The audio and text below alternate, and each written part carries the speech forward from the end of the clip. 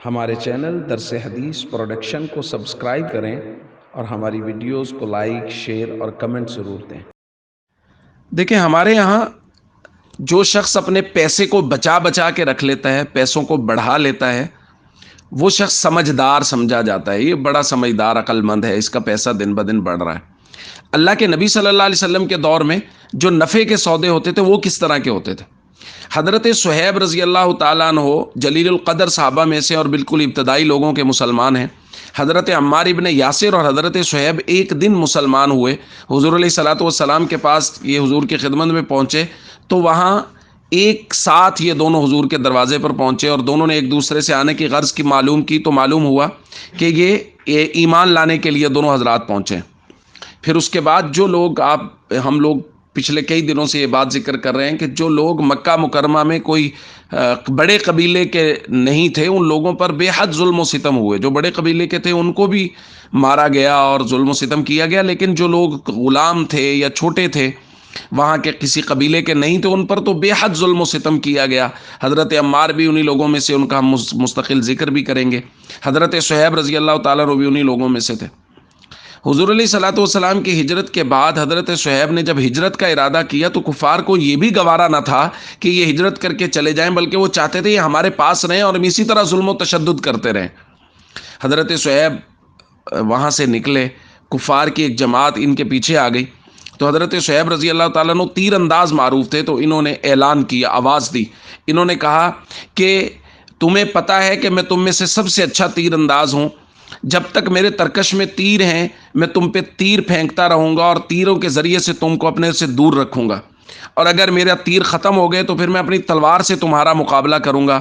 میں نے تو اپنی جان کا سودا کر لیا ہے، لیکن میں تمہیں نہیں چھوڑوں گا اور تم میں سے بہت سے لوگوں کو میں اپنے ہاتھ سے قتل کر دوں گا۔ ہاں، اس کے بدلے میں تم میرے ساتھ ایک سودا کر سکتے ہو کہ مکہ میں میرے کچھ چیزیں ہیں، میرے کچھ باندیاں ہیں اور کچھ سامان ہے، میں تمہیں ان کا پتہ بتا دیتا ہوں، تم وہ ساری کی ساری چیزیں لے لو اور مجھے جانے کی اجازت دے دو، میں اللہ کے نبی صلی اللہ علیہ وسلم کے دربار میں چلا جاؤں۔ تو وہ لوگ اس بات پر مان بھی گئے اور ڈر بھی گئے کہ صہیب واقعی تیر انداز ہے، اور اگر ہم اس کے قریب گئے تو یہ ہمیں اپنے تیروں سے مار دے گا، بعد میں تلوار سے مقابلہ ہوگا۔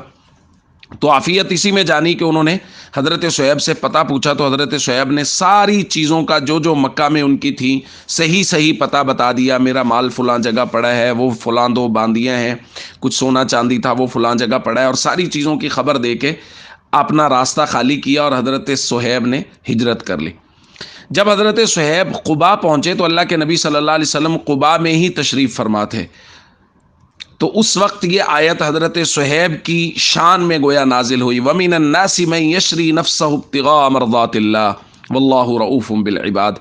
کچھ لوگ ایسے ہیں جو اپنی جانوں کا اللہ کی رضا کے لیے سودا کر چکے ہیں۔ تو حضرت صہیب جب تشریف لائے تو حضور علیہ الصلوۃ والسلام نے حضرت صہیب کو مخاطب کر کے کہا، صہیب تم نے نفع کا سودا کیا ہے اور تم نفع کی تجارت کر کے آئے۔ اب یہ ہمارے معاشرے سے کس قدر الگ بات ہے کہ ہمارے معاشرے میں نفع کا سودا یہ ہے کہ مال بڑھ جائے۔ حضرت صہیب سارا مال دین پر خرچ کر کے اللہ کے نبی کے دربار میں پہنچے ہیں اور اللہ کے نبی فرما رہے ہیں صہیب نفع کا سودا کیا ہے۔ اس کا مطلب یہ ہے کہ مال فی نفسی ہی نفع نہیں دیتا، وہ مال نفع دیتا ہے جو اللہ کے دین کے لیے ہو، انسان کی ضروریات پوری ہوں اور اللہ کے دین پر خرچ ہوتا رہے۔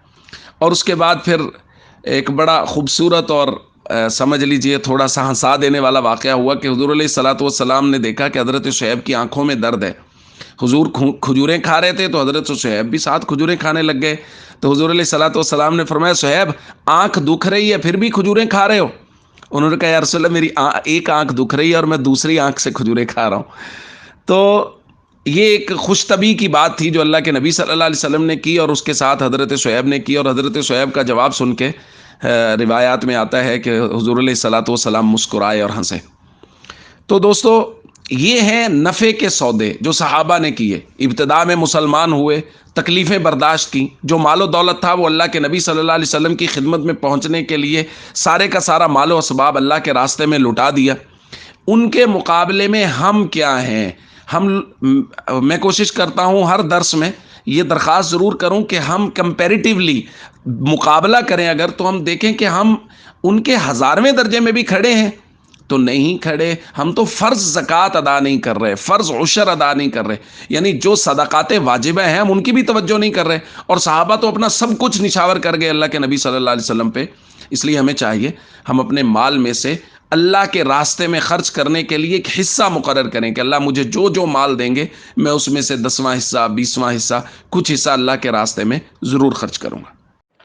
ہمارے چینل درس حدیث پروڈکشن کو سبسکرائب کریں اور ہماری ویڈیوز کو لائک، شیئر اور کمنٹ ضرور دیں.